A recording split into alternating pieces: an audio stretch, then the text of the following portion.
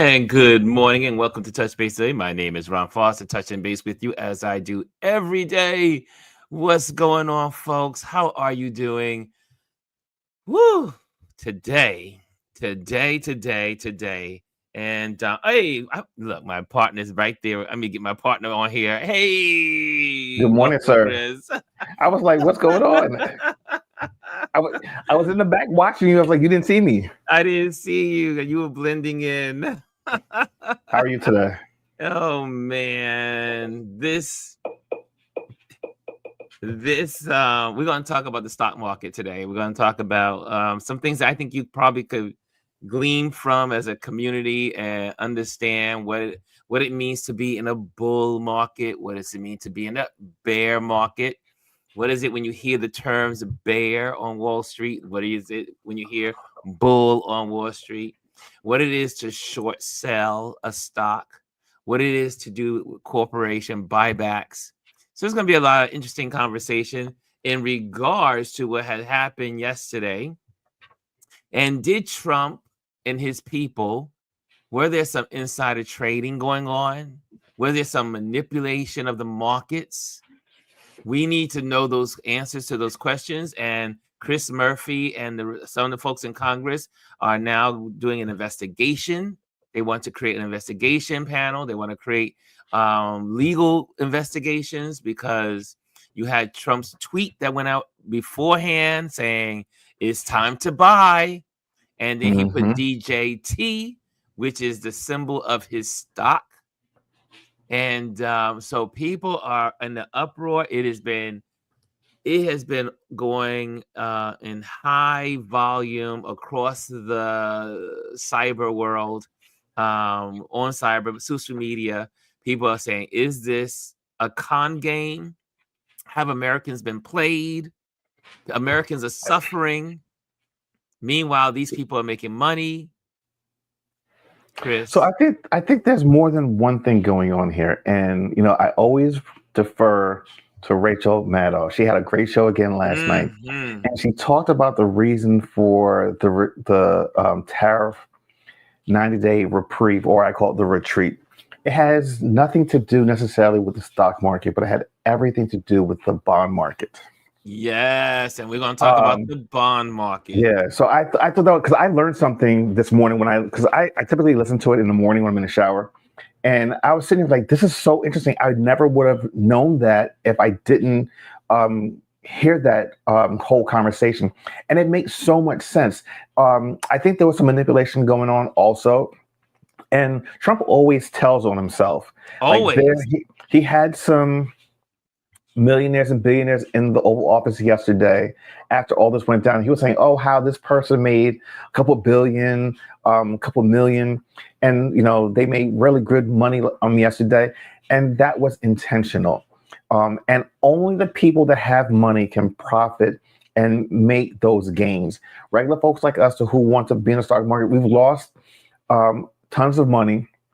And you don't have disposable income like that to go back and buy stocks. And if you missed yesterday, you missed it. Kevin O'Leary was on Don Lemon earlier, and he said, Lord have mercy. Yeah, I know. We can get into that later, but you lost that 4% bump that you could have gotten by buying stocks yesterday. So, yes. But anyway, I'd like to continue. Yes, sir. And it is disgusting and despicable. And first of all, let's just look at the people that surround Trump. Let's just look at all the people that surround. They're all a lot of these people are criminals. They're criminals. They've been arrested. They served time. Some of them have gotten away. Some have been pardoned. Some have gone to jail, been pardoned from jail. These are criminal people. They are criminals to the heart. Beginning with the top piece of cheese. It's the mafia in the White House. It's a mafia. It's the Sopranos. And he's always ran his companies like he's running the mafia because he got that from his, what's his name? Father. Not his father. The what the lawyer, the big lawyer. Oh, I know you're talking about. I can't remember his name right now. Someone in the chat say his name. My something Cone. He Mike, always yeah, says Cohen. Cole. not Cohen, not Michael Cohen. The other the Cone. Yeah. Anyway, his fixer. Yeah. Well, yeah. This is the guy that trained him during, he was around with Nixon and all the other stuff. This is an old dude now, but I mean, well, he's dead now, but he was an old dude.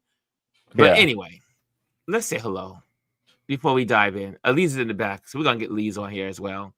Hannah says, "Good. Oh, new graphics. They keep changing my graphics every time I go from flip." This is why I said this. StreamYard. Y'all be trying to play with me. Y'all trying to play with me. This is not classic. We love minimum. It resets sometimes. Sometimes it resets. No, this is one of the reasons why we decided to leave StreamYard. I mean, I'm all for enhancing and changing stuff up, but like, get people notice. And because typically what they do is they make their changes, and then like a week or so later, you get an email saying, "Oh, exciting changes." But then if you're someone like you who goes on every day and relies on certain things, and then you get changes during the middle of the show, like, that's not cool. Well, every time, because when you change, it resets, and you're like, why is it resetting? When I use all these things every day, they're right there. Yeah. Anyway, good morning, Ron and Chris and Touch Base Daily family, says the wonderful Hannah. Speaking of Hannah was playing big time last night. We had our game night last night. We also added a mini crossword puzzle into the game's lineup, and we did Wordle. We had mini crossword puzzle, all the New York Times games.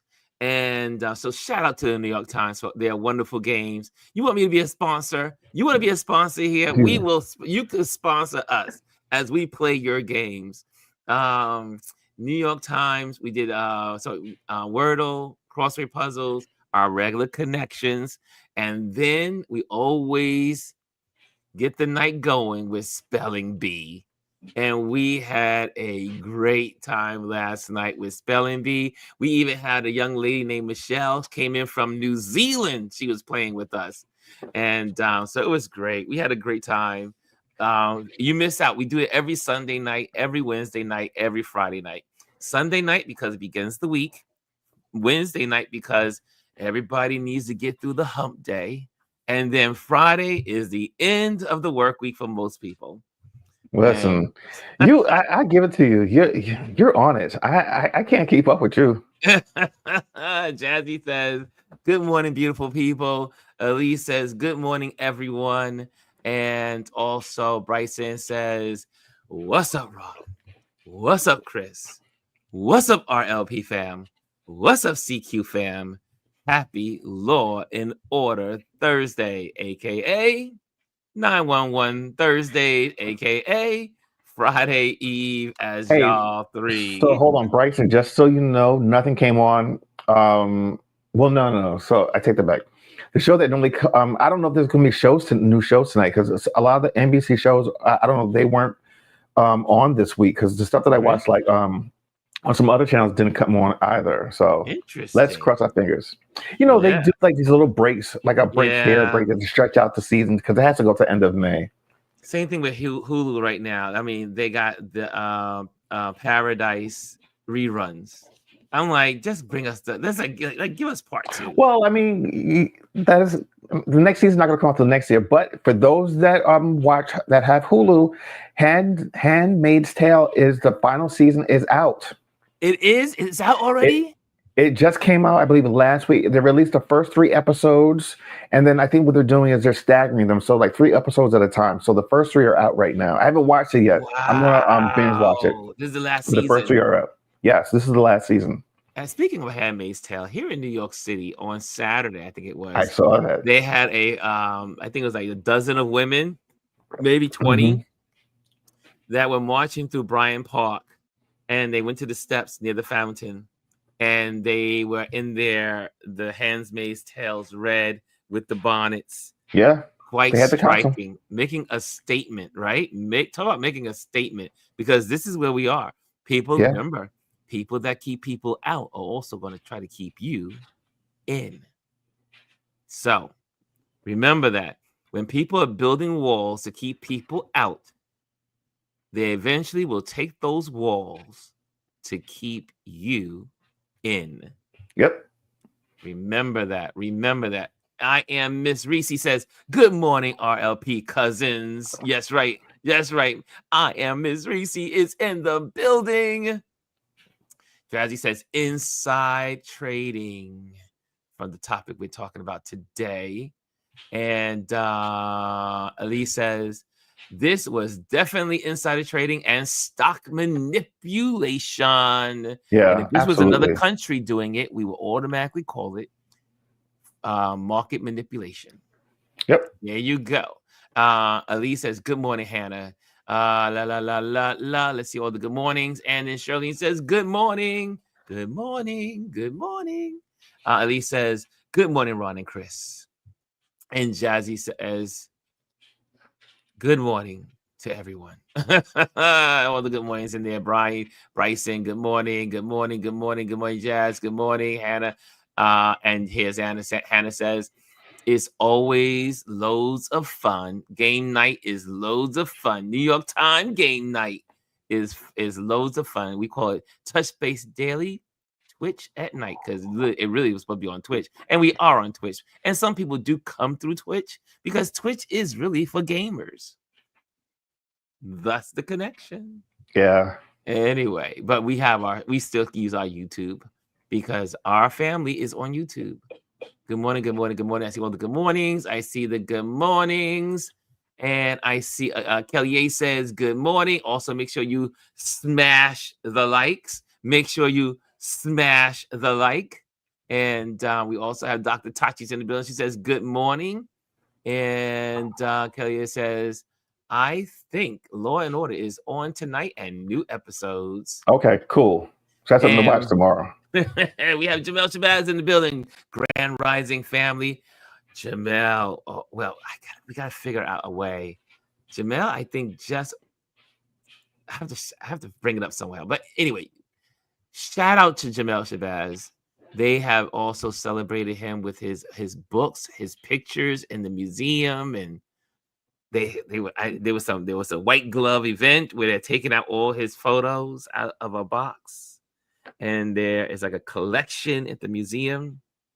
I think is it the Museum of New York City? But let me know, Jamel, our brother here. We support you. We congratulate you. It is awesome to see that you are getting your flowers because you are well deserved of your flowers, sir. Lee says, good Grand Rising, Jamel. And we have in here, congratulations. Yes, I always want to celebrate our artists, our creatives, and most of all, our photographers. Okay, so let's begin. First of all, while we bring Elise on, let me show you something on the screen here because it's gonna. I don't like listening to this guy, but for the point of what I want to share, I think we have no choice. So let me cue that in right there and audio. This is still a problem. Now, Trump is saying other countries have been reaching out to make deals. Well, of course, you're going to reach out when you look at this kind of situation. But Trump was also very clearly rattled through the reporting by how things could get far worse than the drops I showed you leading into this morning. Despite Donald Trump blinking on a bunch of the big disastrous tariffs on like the whole world, including like Madagascar and the island with the penguins, he announced today he's not just maintaining but increasing his tariffs on China, which is one of our largest trading partners. And among the Americans who will almost immediately feel the pain are farmers, because China buys a lot of their product and will slap tariffs on in response. Alex Wagner has been doing amazing reporting on the impact of Trump's policies on the ground. Went to North Carolina to talk to farmers about Trump's tariffs and what it means for their future and their livelihood.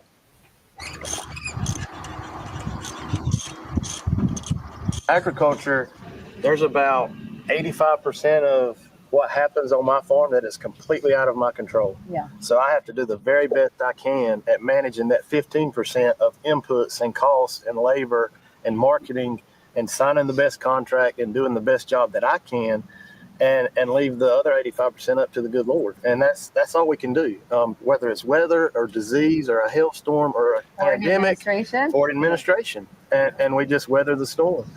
It's kind of a wait and see game. I mean, I think the main thing is it's not to overreact and get too nervous. I mean, stay the course. That's what's helped us, all of these generations of farmers stay in the course and doing what we do best and being efficient, not spending money when we don't need to spend money, right, and just keeping our, ears open and eyes open and being able to pivot when we can.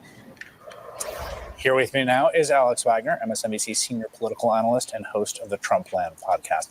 I loved those quotes because I think it's actually a profound insight, like a genuinely profound insight, and also like explains a lot of why a lot of folks are like, yes, we're just going to sort of see where it all goes. I think, it was interesting being in Clayton, North Carolina yesterday as, Wall Street's melting down. The financial world is flipping out. Investors are calling Trump. People can't get through. It's a different reality in red state America. All the people that I talked to at that table have voted for Trump at least once, if not multiple times. And in part because of that, but I think largely because of the attitude you have to take when you are a farmer. You are more sanguine. You are more accepting of external chaos. But I kept saying, this isn't hurricanes. This isn't weather. This isn't an act of God. This is Donald Trump making very clear decisions that put you in financial peril. And it's not just that they sell their, goods to China. It's that they need farm equipment. They need lots of supplies that are manufactured in China. And they've already spent that money, Chris. The way it goes with a commodities trade is you've already put the money in the ground for the seed, the fertilizer, the equipment, the labor. They just got to hope come harvest time that they can sell it at a decent price and don't lose money. And Trump has thrown all of that up in the air, right? But what's so interesting, I think, is the empathy they feel with him insofar as the project of correcting a trade imbalance that they see has been decades in the making. The kinship they feel with him in his political project to break things and upend the status quo, and the fundamental and unspoken belief that if it all does go to hell in a handbag, as it did in 2018, Donald Trump will make sure they are made whole. So I'm speaking of the bailouts that were offered, the money, the assistance that was granted to farmers in the last Trump trade war with China in 2018. And I asked them about that and whether that was something they expected and what they thought of other people who might not be so keen on that idea. Can I say something about these folks? Well, first of all, good morning, Elise. Good morning. Good morning. These folks are absolutely, it is a cult on a level that is beyond Jim Jones. I mean, it's like, these people are losing everything. The tariffs are going to cause them to lose everything. And yet they are still excited about keeping to the course. And yet also, she's gonna, because she goes on later and says, and they still will vote for him again. Of course they'll vote for him again. He voted. He represents them. He is them. He is them. The ignorance, the stupidity, the hatred. It's all there. They will vote for this guy again. I mean, the markets have been all over the place. We've watched the first time. Is it the first? Yeah, first time in American history, the market moved 3,000 points almost in one trading day. 3,000 points. Now, I will tell you, we're going to talk about this, and I would love for you guys have asked questions. I will try to answer them, because I could be your board here for that. On this subject, I do know something. I'm not on Wall Street today, and I'm not analyzing stocks and all that stuff, but I did work on Wall Street for 15 years. And I did work at the stock exchange. or at the American Stock Exchange. I know what it is, what is options, what are stocks, what are commodities, what are bonds, all of that stuff, and put a pin on that word bonds. Bonds. Because you want to know, well, let's go straight into it. People are saying, why did Trump turn around? Why did he cave? Why did he change his position? Because remember also, the day before, there was a rumor started that he was going to do the 90-day reprieve. But they said, oh, no, that's a rumor. And then less than 24 hours, we're doing 90 days. I don't know if you all saw, there's a video of him, an older video that says he likes to buy low.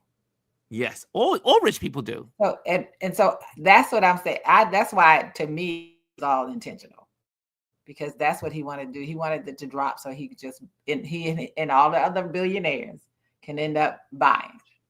Yes. And then when it shot up, when he gave the extension, they knew exactly what was going to happen, because I mean, they all in cahoots. Yes.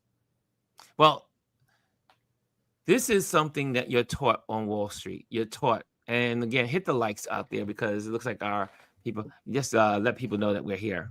The number one thing you learn about being on Wall Street: you buy low and sell high. That is the fundamental truth of the stock market. And rich people, when the market goes down, is in their heads, it's the market is on sale. It's time to buy more stock. It's time to buy more stock. When the market goes down, especially a big move, that means, wow, let's get in. Let's get some stocks. And then, because always remember, no matter how low the market goes, it's always going to come back. Now, over time, how long it takes to come back, that's another story. But 9 times out of 10, the market will always come back. It's so, look, we've had, with the market during the COVID crisis, the market went all the way down. And then 4 years later, we are hitting records every day under Biden. Right. So the market comes back, but it's a matter of who can sustain themselves during that. And then you'll say, a lot of folks say, well, there's too many poor people in the country, and they think, oh, we're not affected by the stock market. Everybody is affected by the stock market. If you have a pension, it's affected by the stock market. If you have the municipal stuff that's going on in your communities, everything somehow is linked to Wall Street. So let's talk about 2 things that are happening at one time. Like you probably heard during this whole course of, are we in a bear market? Are we in a bear market? And that's when you have consecutive quarters, 3 consecutive quarters, I do believe 3 consecutive quarters of the market trending downward. So it's not so much how much the market's gone down, is how many down days within a quarter. And it's called the bear market. Why is it called the bear market? Why do people on Wall Street call, when stocks go down, the bears are winning today? The bears are in control of the market. It's not because there's real bears out there playing. And it's not because people are fat and you call the fat folks the bears. No, it's because it's a traditional thought.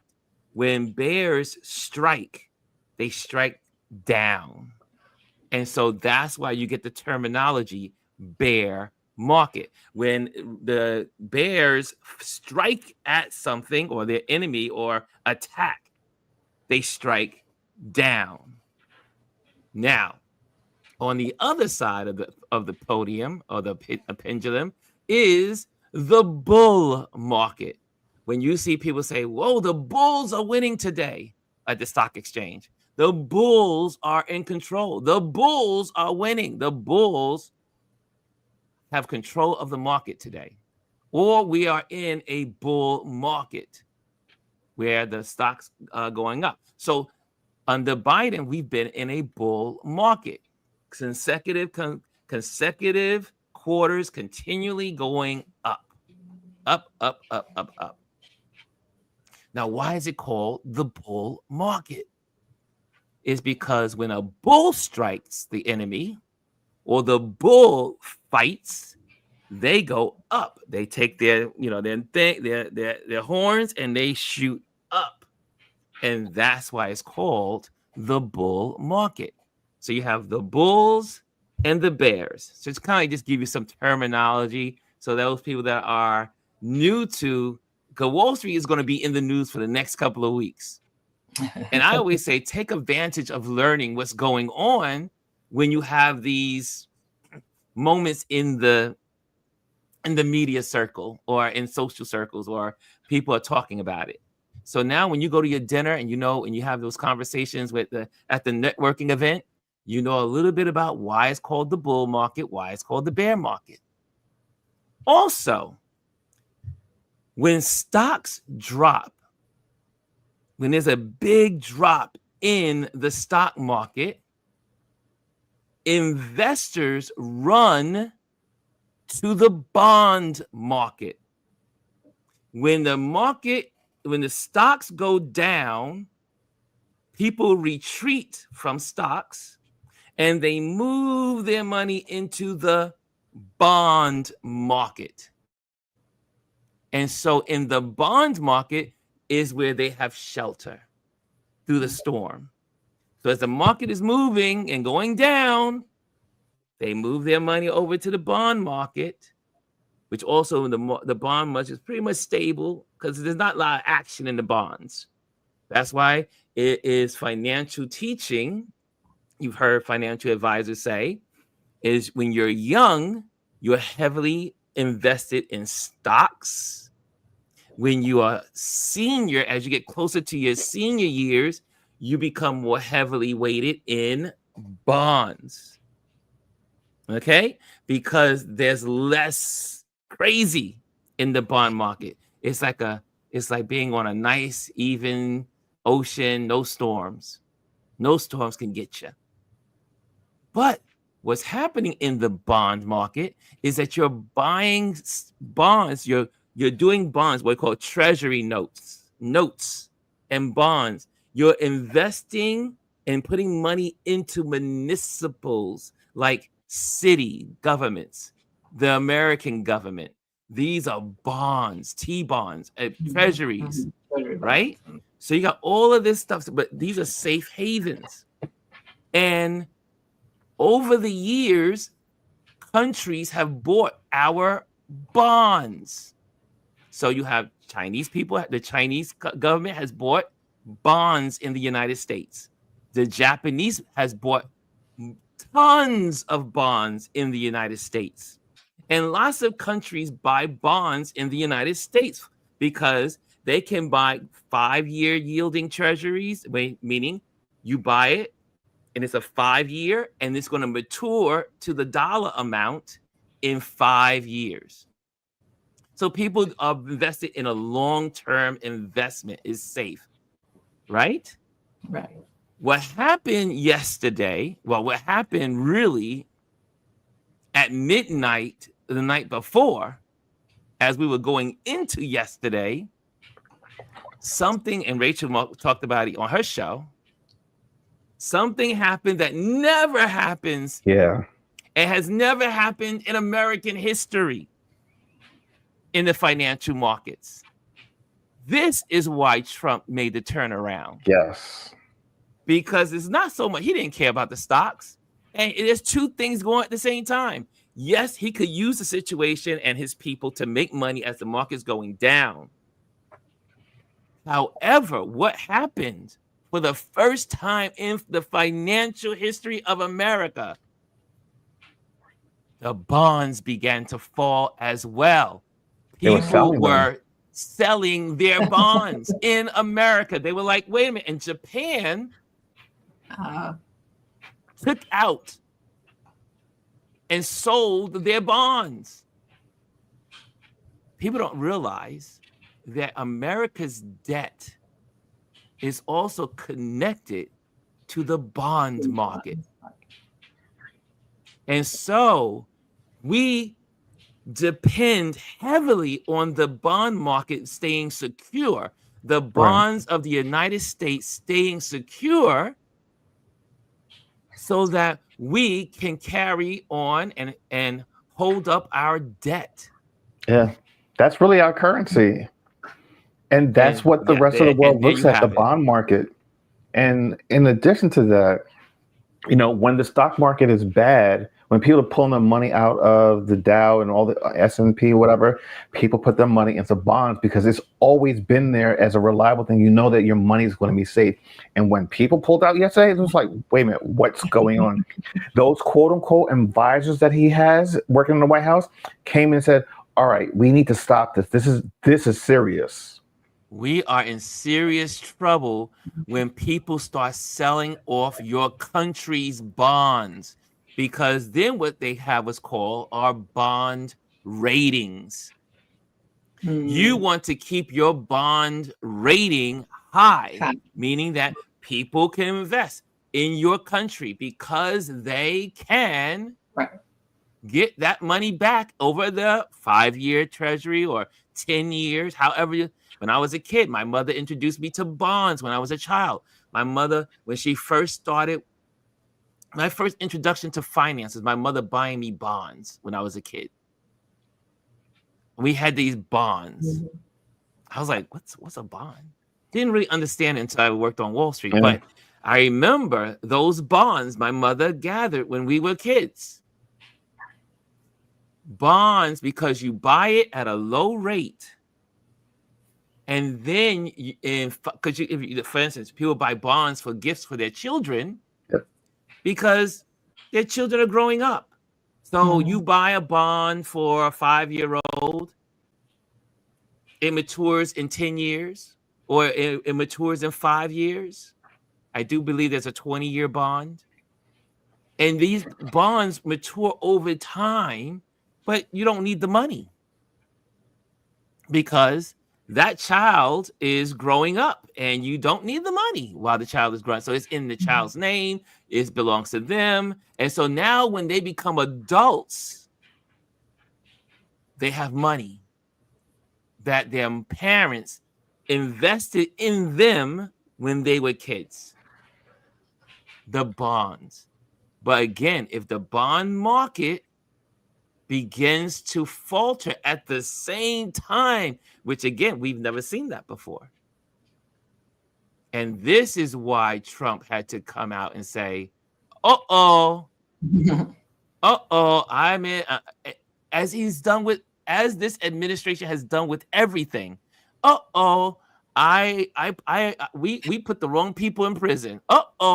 We let go of the people that are the nuclear people that are going to be in charge of our nuclear arsenal. The Trump administration is the administration.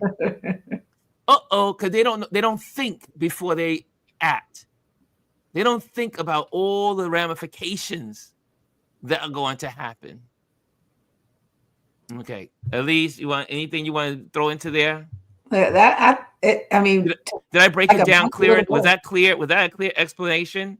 Yeah, you did a great job.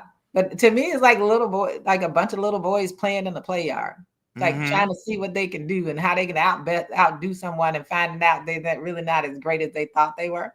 And so you play these dangerous games, and everybody, and there's no who do they have that's an actual expert on anything over there that has enough information? Because they're talking about this guy he listened to on the financial end and how he made up someone that he was saying he was getting advice from. I was like, it was himself. And it was just Navarro's an idiot. Right. But but you listen to people like that, and then he's been bankrupt 6 times. Yes. You know, he can tank this country. And, and I have heard over time about bond countries and their bond ratings, which is important. And so for ours to start going down and people not understand what's happening in this country and to think, oh yeah, 90 days, he's going to come back and try to play another game. But the other countries are not playing the game. No, they are not. We're not. Well, can I say something to that? Because, him coming on in his true social posts and people in the news running with this, how these countries, he's doing the 90-day reprieve because these other countries have come to him saying they want to negotiate.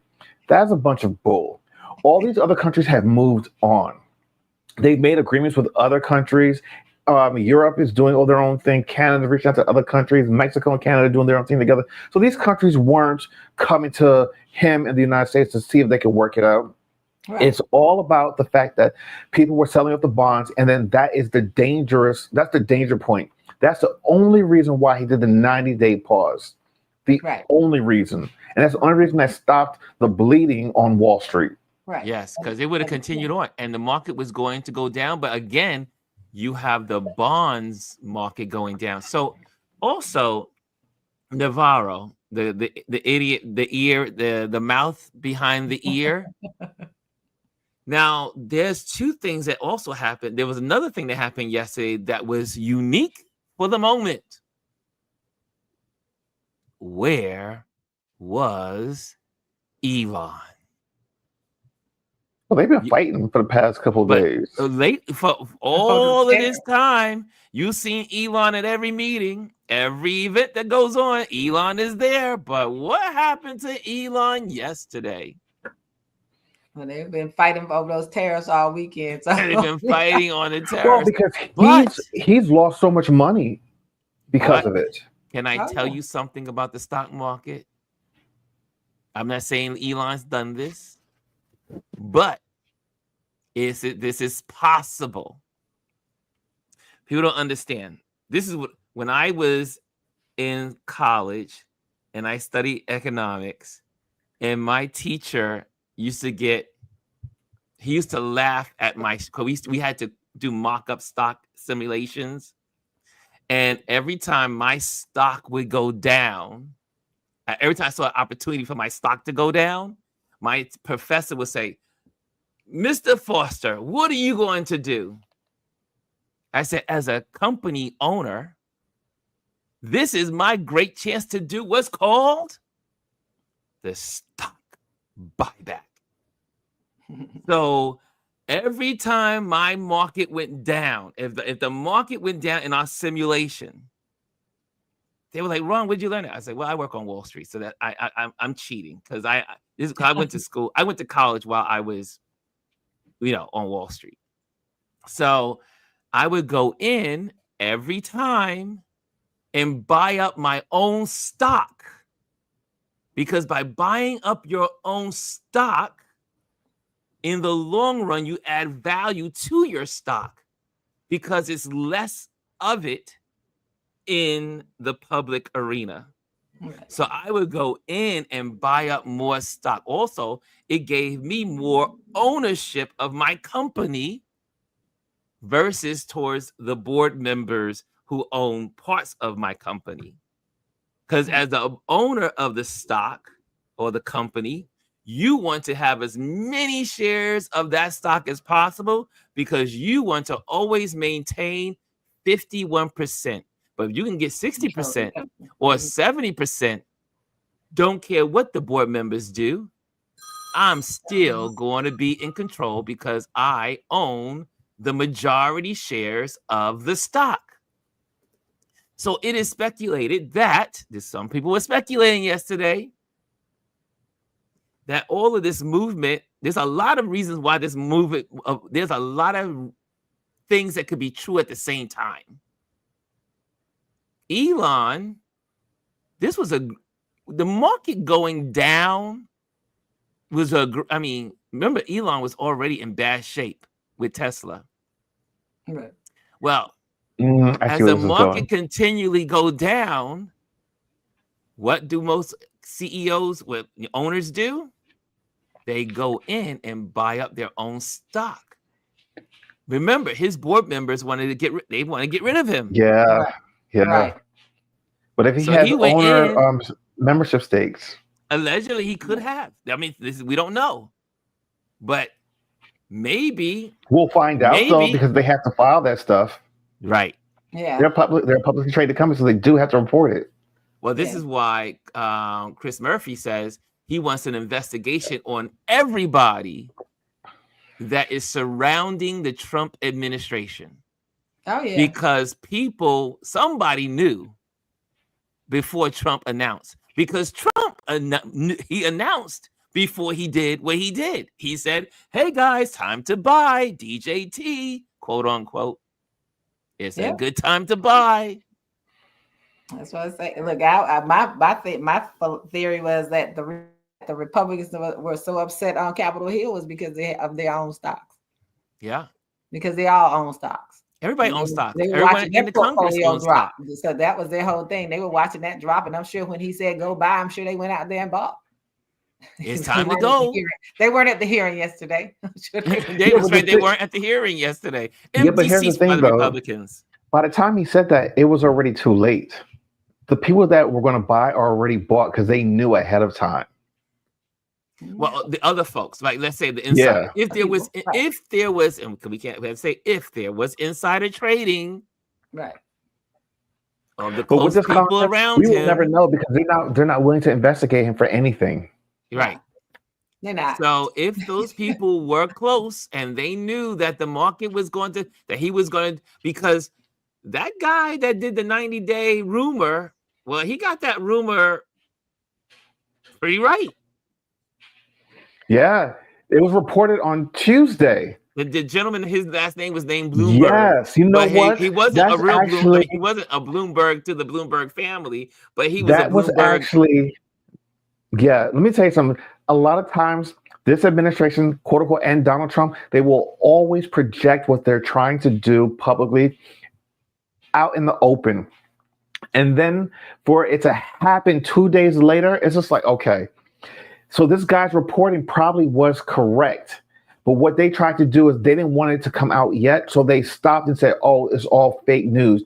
And then this fake news becomes real news literally less than 48 hours. Always, I didn't even think about that. As always. Or maybe Homeboy was put out there to let them know it was coming. Who knows? We don't know how this all, we don't know the plan. Sometimes leaks are intentional. Sometimes leaks are intentional. Yeah. And many times the Trump administration has leaked. And intentionally. Hold on. Listen, here's the other thing too. They were testing the water to see what the market would do. Because remember, when it was leaked out that, there's going to be a 90-day reprieve, the stock markets, it swung in the opposite direction instantaneously. And then when the administration came out and said, oh, that's fake news, it tanked again. So that was a great test. It was a litmus test to see what would happen if they did do this. So then now 2 days later, like, yeah, we're going to do a 90-day reprieve. And then, but wait, the one thing we're not talking about is on, I believe it was Tuesday night at 11:59, 125% tariff on China. Yes. What sense does that really make? Because guess what? All China's going to do is say, you know what? Okay, 150. And it's going to keep going back and forth. And like Ron said earlier, Mexico and we're more already have a deal. Mexico and China already have another route. Right. They're not even worried about that. But here's the thing: what they don't realize, what the American people don't realize, is every time he does this, China can retaliate. And remember, here's the thing that we have to always remember: we buy more goods from China than China buys from us. Yes, we are dependent, reliant on them. Make America great again products are made in China. That Bible was from China. The hats are from China. Everything he produces His ties is are from China. Everything is from China. So when Chris, when you talk about that was the one thing that they got people who didn't know any better. Yes. Confused, right? that we had a trade deficit, which is not about a tariff, but it's because we buy more from these countries than they buy from us. Yes. Because our whole world is made in China. Like you try to go to a store and intentionally try to find things not made in China. It's hard. It's very challenging. I did it in a home goods store one time. I wanted these white plates, right? I intentionally looked on the bottom to see what was not made in China. It was almost impossible. Impossible. So people didn't understand it wasn't about tariffs. And since he did that hard chart, experts have come out and explained it. It's about trade deficits, right?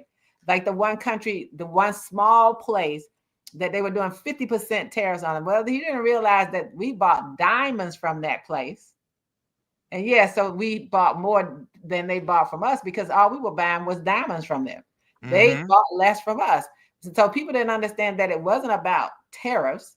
It was about how the trade deficit, how we buy so much because we've outsourced the world. My sister used to work in a sewing factory in Alabama. That's when they used to make clothes in America. So then they started outsourcing it and sending it and getting it from other countries. So everything you wear and get is made in China. So you have a trade deficit because you get so much from these countries and we produce so little to go out to these countries. Yes. That's why we have the deficit. We only sell in China some soybeans or whatever. And then you messed that up. He did that with the soybean farmers who probably voted for him again the last time. And China said, okay, we're just going to buy soybeans from another country. There you go. Brazil. Countries are working on where they're going to get these products. And your trade imbalance is not going to improve because they're now going to figure out how they can do more trade with each other and leave us out. Yes. Man. And also what Canada said, Canada said, look, we don't need America. We would like to have America. We would like to be friends with America. But this ain't, the person that's in charge now, he said, but that day is over. Right. That day is over. And he says, we are going to do trades with our trading European partners. So let me add on to that, because I think that's an important point. All these other countries are now looking at the U.S. like, all right, well, we can't trust them because of this administration. What people are failing to realize is, the world is looking at America as, all right, well, look, we gave you a chance. You elected this guy once and he did so much damage. How can you, in good conscience, do this again? So say he does come out of power, okay? What's to say you guys are not going to elect someone that is exactly like him or even worse? We can't trust your decision making to put someone in that's going to have the world's best interest. So you know what? We're just going to stop dealing with you altogether. This is so hurtful to this country because it's not only about this quote unquote Trump administration. It's about Americans as a whole and who we pick to represent us on the world stage. We cannot be trusted. And when you lose that trust, it is so hard to get back. It's going to take generations removed. Yes. For it to ever go back to where it once was. Right. Because people, even though we have short memory spans, this generation, we have long history. Right. And the world will look back and say, you know what? We couldn't trust you back from 2016 to 2028. Like you literally destroyed the world market. You upheaved it. A great democracy became an authoritarian country. We can't trust you. You don't know what you're doing. Exactly. So there's deep-seated and long-term things that we're going to be trying to heal from for a very long time. Probably not in our generation. Probably not. We won't see that. No, we won't. We will not see it in our generation. And they see his vice president and all of the idiotic things that he's saying. So if something happens to him, they're gonna say this is gonna be worse because he's an idiot. Yes. And he keeps coming out saying all of these crazy statements and Vance is an idiot. He goes to, right? You insult every country you talk about. He insulted Europe. I mean, like while on European soil, and called the Chinese people basically Chinese government peasants. Yes, you were dealing with peasants. I say, what do you mean peasants? The peasants who you owe a lot of money to? The Chinese own a lot of bonds. They own a lot of our debt. Japanese own a lot of our debt. Other countries own a lot of our debt. If they all decided to call in on those debts, we're in trouble. We are in trouble. We are already in trouble. But you bring up a good point, Chris, is that around the world, trust has been broken. And the trust is not coming back in our lifetime. Because no one can trust you said it, the judgment of the American people. This goes beyond Trump. The American people put someone that's a criminal as their leader. The people didn't care enough, the ones that stayed home, to stop it. Well, no, it just takes one person. Like one person spoiled it for the whole bunch. And we had a bunch of people that spoiled it for everybody. Right. Yeah. So the rest of the country, and Trump has done some things that he probably didn't think he could do, like have China and Japan sitting at a negotiation table on how they are going to be trading partners. That happened this week. Yeah. With Now, South for Korea. anyone that knows history, With South Korea. and South Korea, Yeah.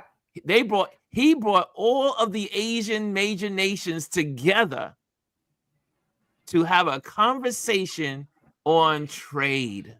What is it? The enemy of my enemy is my friend? Well, is that how it goes? People don't know history. China and Japan were brutal enemies. I mean, they hate. If you walk up to a Chinese person and say, "Oh," and say, "Oh, are you Japanese?" That's an insult. That would be the highest insult because of how the Japanese treated them when they won, when they had what's called the imperial years, and what they did to the Chinese. So you have now the Chinese and the Japanese. I mean, when you look at the history, you guys got to know your history. Yeah. These are not people that get along. You ever visit China, you'll find out about that history and what they feel about the Japanese and what they did with it, kidnapping people and all that. Kidnapping them, taking their children, putting them to slave labor. Taking women and children. So yes. They have a big history. I went to China 3 times, though. And they do not. They're like Mortal Kombat, mortal enemies. And Trump managed to bring these two people together this week to figure out how we are going to deal with America. One. Number two, how are we going to work with each other as trading partners? Right. Yeah. Ebony and ivory. Right. And so we don't have to. And like the other gentleman said, I think he was on Don Lemon's last night. Don Lemon had a great interview with the gentleman from the Atlantic magazine, and he was saying the damage is done. Even if the market went back to where it was, the damage is done.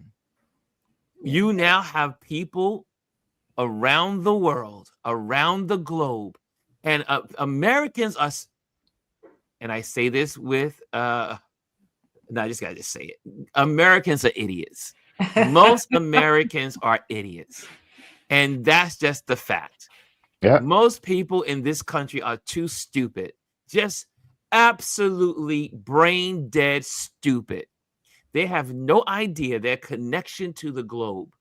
They have no idea that we are not going to ever be a manufacturing country again.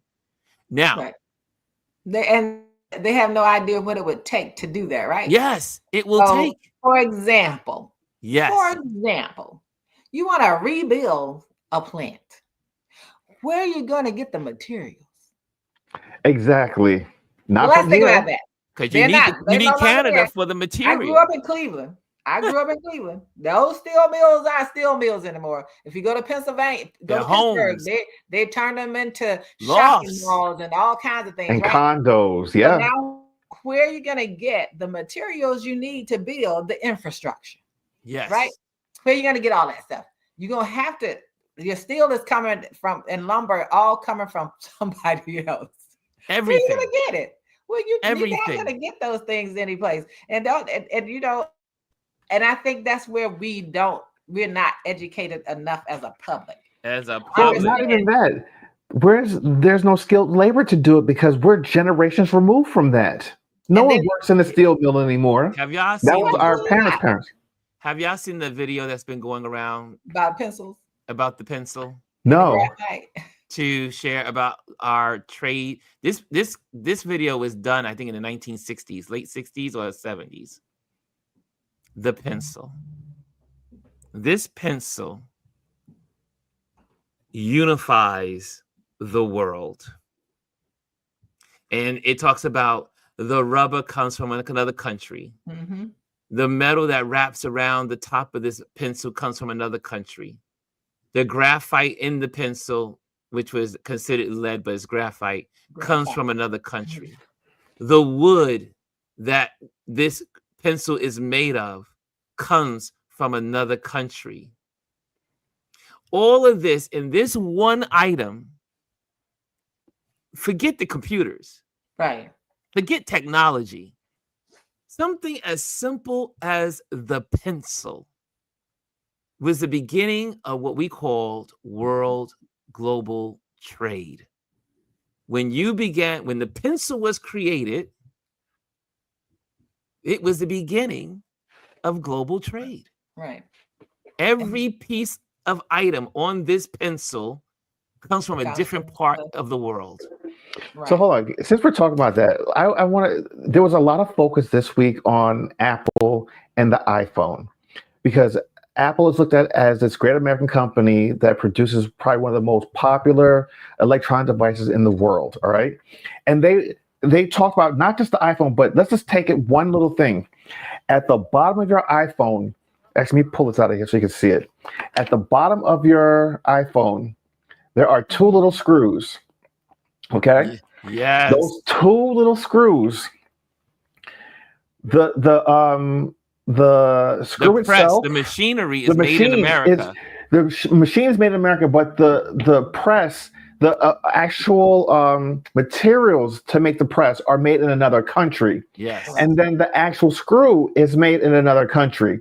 So even if Apple decides to completely manufacture, quote unquote, manufacture the iPhone or assemble the iPhone in America, all the different pieces will still be tariffs to come in, and it would actually cost more money to produce it here than it would to produce it outside the country and still have those tariffs. Right. So no matter what you do, what you do, it's still going to be more money to produce it here, even with the tariffs that he has imposed outside of the country. And that's not even including. And that's one little item. Yes, but that's not even including the labor charge. That part. Not including labor. Because we don't have the skill to do that. And there's a video going around of an AI video. Yes. Yeah, of Americans trying to put these in with our big porky fingers, trying to do these little screws. It's like you don't even understand like what it takes to build these little phones, the small hands, and the ingenuity and all the machinery that goes into it. That's why it clearly says on the back of the iPhone, right. Made in China, but designed in California. It's designed here, but it's built elsewhere. And it's not just built in China, it's built in, South America and India now. It's a global thing. We cannot produce this here. And if the tariffs stay in place, come September when quote unquote iPhone season comes out and that new iPhone, that iPhone can go from $999 to $2,300 starting price. Who the hell is going to buy a phone for $2,300 starting price? Not I. And I think that's what people don't understand, right? Like not understanding that everything, the raw material or where it's produced, it comes from someplace else because we decided, and when we decided to trade with people, we didn't really leave much for us to trade. Yes, right. We stopped producing because, oh, we're going to get around higher wages that American people want. Now, not talking to people about lowering the cost of living, but we're going to get around these high wages they want by going to these poorer countries or having illegal sweatshops somewhere and do that way. So in Florida, because they don't want to pay. And now the whole thing is, my husband is hilarious because he keep going, oh, that's Project 24. I said, I tried to get you to read that. And I said, all of this is in there. Union busting is in there. That's one of the reasons they're so focused on union busting, so they can try child labor's in there. Child labor laws, make sure they can mess with your health benefits, all of these things, because those countries, they have, like, you take a country like China, there's a universal healthcare system over there. So their people don't worry about health and care the same way we worry about it. Mm-hmm. And then you go over there, the way they're making money. And I'm going to because Ron talked about that pencil, I'm always at an art event, right? I went to one last night. And one of the questions they asked the artist was about materials. And the one guy had done some work, black and white work, and it was using graphite pencils, right? These graphite. And then another guy that I know, he makes these poster like prints, but each one is like an original. So he was telling me, he said, my paper comes from Germany. That's so right. Tariffs on that paper will increase the cost of his paper, which increase, and he keeps his prices very reasonable. You can buy one of his products for under $2,000 because now he's gonna, in that big size posters, he's gonna have to now raise the prices on what he's charging because his materials are gonna cost so much, right? And so it was interesting hearing them talk about that, and Ron talk about the pencil today, because that is a part of what they work with. Those are part. So if people understand how it impacts us, it impacts every one of us. No matter what you use, is going to impact you because of the materials and that it takes to make them. The fact that we don't make these items in America anymore. And so it's going to cost you for everything. Oh, that's cute outfit from over here. But guess what? It's going to cost more money because it's not made here. And we're going to have to pay these people. And you're not going to, what it takes to set up a sewing factory? I went into that sewing factory. Takes 5 years to build a factory. And where are you going to build them? And skill and that part. The workers. So it takes that long to build it. You got to also acquire the land to build it on. Then you're going to have to find and train the people, or you're going to have those people who produce your stuff now come in and train your people. That's you right. Have to have people that part. So because they don't know how to do it. And in our construction industry, you know how that suffers. The more and more they deport, the less skilled workers we're going to have in the construction industry, because we took all of those things out of education in America. Well, the first time when they started deporting people, this is not even this administration, the administration from 2016. Right. They did those original hauls of people and started locking them up and sending them out of the country. In Florida, they had entire job sites that completely shut down because they didn't have workers to do the labor. Right. And this is not like, oh, we're working on a factory. They're building communities, especially like in Florida, where they're constantly building new developments. They're building multiple homes at one time. They can have like 4 or 5 different homes going on at the same time.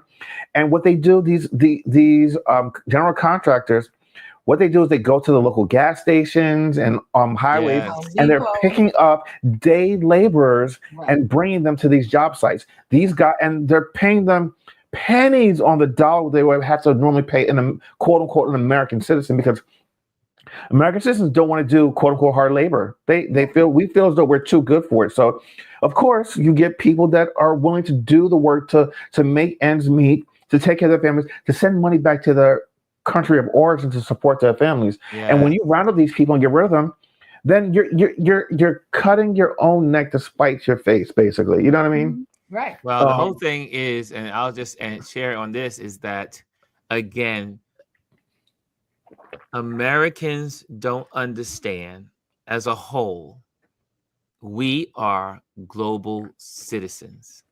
Right. And because we are global citizens, for the most part, there's less conflict in the world.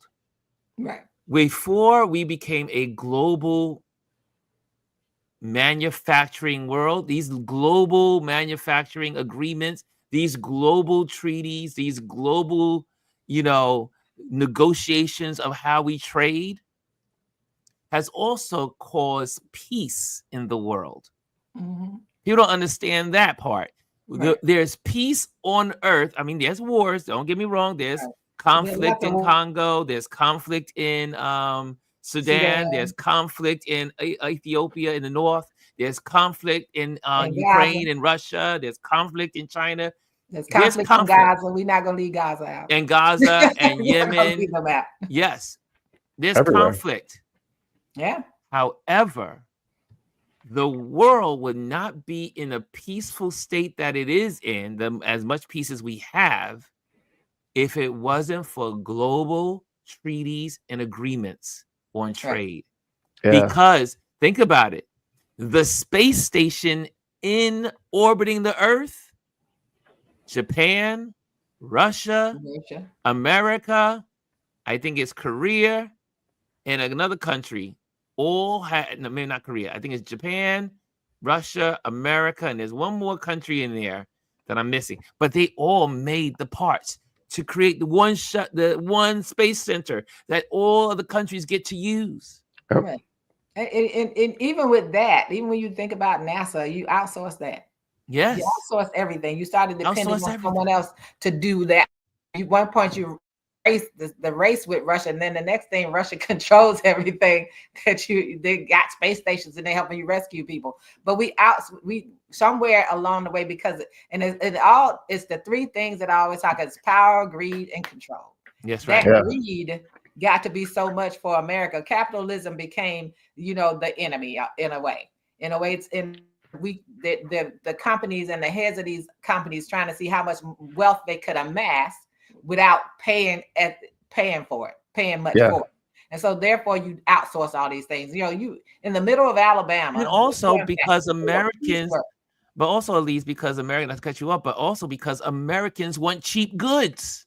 Right. But they want them, but that's all capitalism, right? You're right. Mm-hmm. You want it cheaper. But even then, when you take sewing factories that they had in America, they were paid piecework.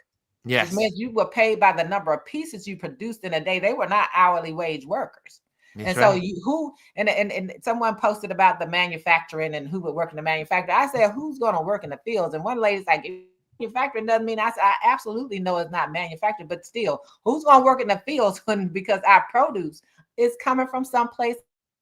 That's right. You're going to have field workers when you take those immigrants out of the field. And she went on some tangent. I told her have an amazing day. And everybody said that was a wonderful response. But my point was, which American that's screaming that people are taking their jobs, screaming so loud, they're taking your job. Who's going into the fields? And for the man to come out and say, my husband said, the man said, the federal government workers who are losing their jobs can go and work in the factories and work in the fields. Yes. Who? With what health benefits? First of all, you strip them of their health benefits too. All of their benefits are gone. They're not going to get them working in the fields. And I remember the days of my siblings going to the cotton fields, and you get paid by the basket or by the number of pounds you produce, right? You're not paid hourly wages. You're getting paid for what you actually produce in that field. How many rows you plant, how many baskets of something you gather. You're getting paid by that. Which Americans, I mean, American-born natives, y'all tell me why you were fighting and screaming or getting bamboozled. While you were getting bamboozled by this idiot. By this idiot, by the buffoonery, while you were getting bamboozled and thinking that someone had a job. You wasn't in that field. You weren't applying to go to the farmers because the farmers said, I have these jobs, but y'all not coming. Who's going to do that with not even a 15-minute bathroom break? We not got to be. And then while we're thinking about, I looked at a bag I told you I bought a cucumber one day that had the stamp on it said Canada. It was a cucumber. Wrapped it, the long was in the plastic. It said Canada. It didn't say the U.S. Canada. So if you got little things, we don't even Everything think is small bought from. things. Everything Everything is comes from from abroad. someplace. Everything. There's nothing on my desk right now that it was made Everything. here. No. Literally everything. But if Remember, you want, but if I may interject, if you want to do something responsible about trade and trade deficits, you would continue what Biden did. Yes. Think about it. Yes, he would. He went and said, because they have built all of these conductors and semiconductors and all of the things, the chips, all the chips that we need were built in Hong Kong, Taiwan, and all the other places. I'm going to build a factory here in Ohio. I do believe it was Ohio. And it's going to, provide jobs because people are going to be building the factory. Number two, while that's going on, we're going to school people, educate them. And then at the end of the whole process, America will be making its own chips. Right. And that was happening. But guess what? The dumb folks in Ohio voted against their own needs, as always, because of their freaking stupidity, that they went against the dude that was going to build a massive chip factory in their state. That was going to provide jobs on so many levels. But we hate Biden because we love Trump. We love Trump. Then Trump canceled. He canceled that. It was factory. A part of the it was a part of the infrastructure bill. But they did. Mike Johnson let the cat out of the bag ahead of time. He said they were going to do away with the CHIPS Act. Remember? Yes, they got rid of the CHIPS Act. He said they were going to do it. But then he said, no. But that was only to say, hey, you say that, these people aren't going to vote for him. Yes. Right. And they wanted them to vote for him. And they didn't understand anything. What they don't understand, even though it makes sense, it said Biden, so he would destroy it. Even if it was going to help people, because his goal is not to help people. It's like Obamacare. As long as it had his name attached to it, we have to destroy it. Infrastructure. The whole infrastructure bill was to create jobs in the red states. They benefited more than anyone else. They benefited more from the infrastructure bill. They all voted it down, but they all got the money and took the credit. That is the amazing thing to me. And no one ever calls me about the hypocrisy of it all. But anyway, look, I know we're getting close on time. Yeah. There's one more story that I want to kind of throw out there. I'm going to leave after that. Go ahead, buddy. So, and I know this can't be fake news because I saw it with my own eyes. I think it was either yesterday or Tuesday in the White House. The Orange Menace signs an executive order banning men wearing skinny jeans. When I heard this, I literally cackled. Someone can correct me if I'm wrong about this, but I saw it. I think it was on Blue Sky. Someone actually had it them in the White House, in the Oval Office, where he's holding up the thing saying, sign the executive order that men should not wear skinny jeans. This just shows the unseriousness of this administration, where you are dictating people's fashion. They're stupid. These people are idiots. They're Go ahead, Lise. MSN said it was on there. It was on it, right? Okay, I'm not crazy. I was like, I wanted to say this, but I was like, sometimes you don't want to put fake stuff out there, or it's like a deep fake. But I saw it, and it was reported. I'm just like, are we really this is what this country has come to, that the president is creating executive orders dictating what you can and cannot wear? So this is going for whoever understands this. So will gray sweats be next? Well, you know, because I'm sure because you know, gray sweatpants are very sexual. He can't fill them out.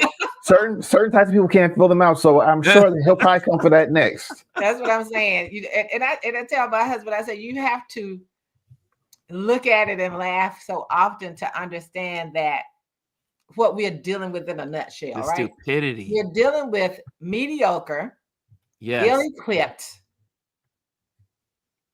white, quote unquote, heterosexual men. They are mediocre. And and let me tell you, not just mentally, but physically. A lot of them are DL. Let's keep it real. But that's why I always say quote unquote. My quote is there for a purpose. Because I always say when you the thing you fight the hardest again, and we've seen this over and over again, the more they fight, the harder, and the more they say, as time passes, you see them. You'll notice that they are doing exactly what they were fighting against. You know, they are the ones projecting the eyeliner. They wearing the eyeliner and pretend. They're wearing a lot of stuff. Lips in their shoes. Yes. And so we got to understand that point of view. And so all of this stuff is all this smoke and mirrors around their deficiency, their deficiency, and also their own sexual desires. Because I don't care what nobody tell me. That's y'all looking at men who you looking at a man's Arnold Palmer's body part and talking about it. That part. And so we publicly. Well, as I begin to round this up, I didn't say anything bad. I just said in there. So just so y'all know, and this was also posted by someone, just talking about yesterday's market and what's happening. Step 1, announced tariffs, stock market drops. Step 2, billionaires buy lots of stock. Step 3, immediately roll back tariffs, stock market rebounds. And this is how they funnel more money to the rich. Yep. So on that note, that they're not going to pay taxes on. Because they don't have to pay taxes. The rich don't have to pay taxes on this money. And that's why they got rid of these folks. But anyway, I'm going to get rid of this off the screen. But I hope you guys learned something today. At least I hope you learned what it is about the bond market that made this reversal possible.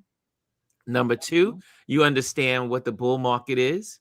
You understand what the bear markets are. You understand what is the motivation and our reputation across the globe.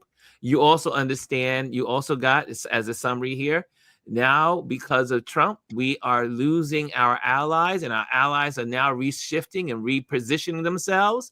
And at the end of the day, America will be left alone. And again, like Chris talked about earlier, and like Don Lemon said, and I keep saying every time they say it on the TV, who are these 75 people that are calling? And with all these 75 people calling, why aren't you announcing a deal with them? Right. So yes, they may be calling. They may be calling 75, these 75 countries, but they ain't making deals. They may be returning your call. Yeah, hello. I don't know who called first. That's right. We don't. So just because 75 countries are being, and you know Trump, he exaggerates everything. He also lies. Let's not say exaggerates. He lies. And lies. He lies. He lies all day. So guys, anyway, tomorrow is our Focus Friday. We'll be focused probably more on the so if you guys have suggestions, also make sure you slide them into my DM. Also, I just want to make sure I do my announcements. I must do my announcements because first of all, I want to say I gained a new Patreon member, and I am so happy that someone stepped up. I can't tell you who they are, but they stepped up, and they didn't just become a Patreon. They came up. They were like, okay, I want to support what we do here. So Patreon, if you enjoy or you learn something from this platform, support it. The best way to pay the bills is for your support, because guess what? StreamYard costs money. Mm-hmm. Me being here costs money. A lot I of could money at be that. making other money somewhere else, but I'm here with you. So 5 days become a a week. Patreon member because it supports. And again, if you don't want to become a Patreon member, you can always donate or whatever through that little $sign on the bottom there. Or, you know, maybe one day I'll have the Cash App and all that stuff there. I haven't done it that way. But again, become a Patreon member. And I am very thankful. I am very thankful to my I hate this phone. I hate when it does this. Hold on a second. Just hit the down volume button. It'll mute it. Yeah, there we go. Thank you, sir. Thank you, buddy. And but yeah, we have our Patreon community that is supporting. So again, let me make sure. Oh, Also, that was a new graphic. I like that one. that was the YouTube channel for graphic. But this was joined the email listing. So go to the website, ronlewisphotos.com, so that way I can stay in contact with you. If we are, again, not able to use the internet in the future, at least we'll still be able to maybe call, send emails out. And we can connect and correspond that way. Also, another major supporter of sponsor of our channel here, Rolling Clouds, who is a cigar company, and they are going to be coming soon as a business that you can be able to shop from. But they are supporting what we do here. And also, here is the Patreon. Thank you, Patreon members. Your support helps us create amazing content, and we appreciate you. And I also do event photography. If you are looking for an event photographer, reach out to me. I can do corporate events and regular events for you and your family. Okay, I think I got it all. I think I got everything in there. And so we're looking good there. We're looking good. And let me pop this off the screen. Because, you know, I get stuck. Here we go. And guys, thank you again. Thank you, Elise. And thank you, Chris, for joining me on this platform today. But again, remember, guys, we are global citizens. And if anyone tells you differently, they are not too smart. They are not operating with their full light bulb on. They do not know. We are all connected. We are all important. We are all necessary to this thing called humanity. Absolutely. And let's not forget how we got back to the past. The That's right. Supreme Court effery that took place. There you go. Let's not forget the Supreme Court is at the core of all of this. Yes, yes. And we need to vote. But I'm not going to go there. We'll talk about that tomorrow.